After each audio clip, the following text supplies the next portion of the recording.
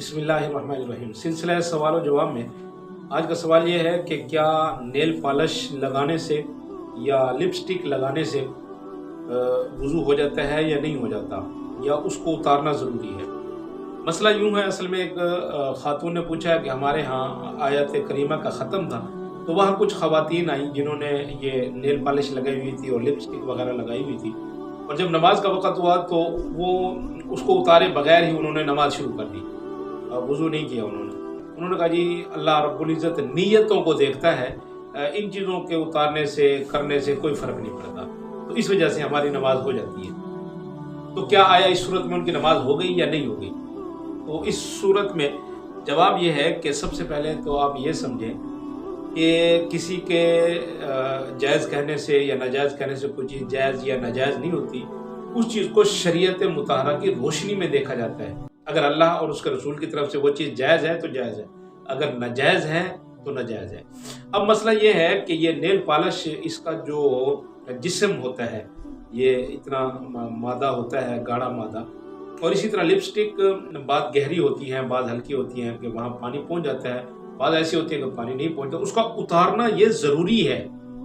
وضو میں ہو چاہے غسل میں ہو۔ جب تک یہ نیل پالش آپ کے ناخنوں پر لگی ہوئی ہے، وہ جسم دار ہے اور وہاں ناخنوں تک پانی نہیں پہنچ رہا، تو یہ سمجھ لیجئے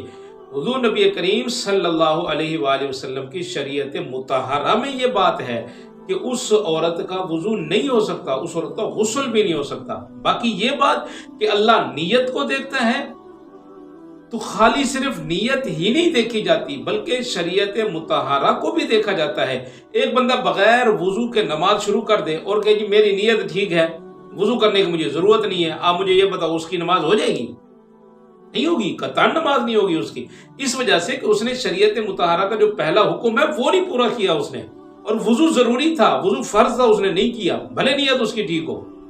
تو اس وجہ سے یہ استدلال بالکل غلط ہے کہ اللہ نیت کو دیکھتا ہے تو اس وجہ سے جائز ہے، ہم ایسا نہیں، بلکہ نیل پالش اتار کے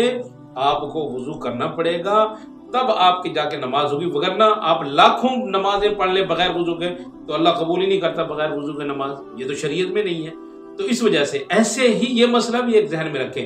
اگر کوئی خاتون نیل پالش لگائے ہوئے، اللہ معاف کرے، اللہ معاف کرے، اس کی موت واقع ہوتی ہے، تو اگر جب تک اس کی نیل پالش اتار کے اس کو غسل نہیں دے گی، اس کو غسل نہیں ہوگا۔ یہ شریعت مطہرہ کا مسئلہ ہے،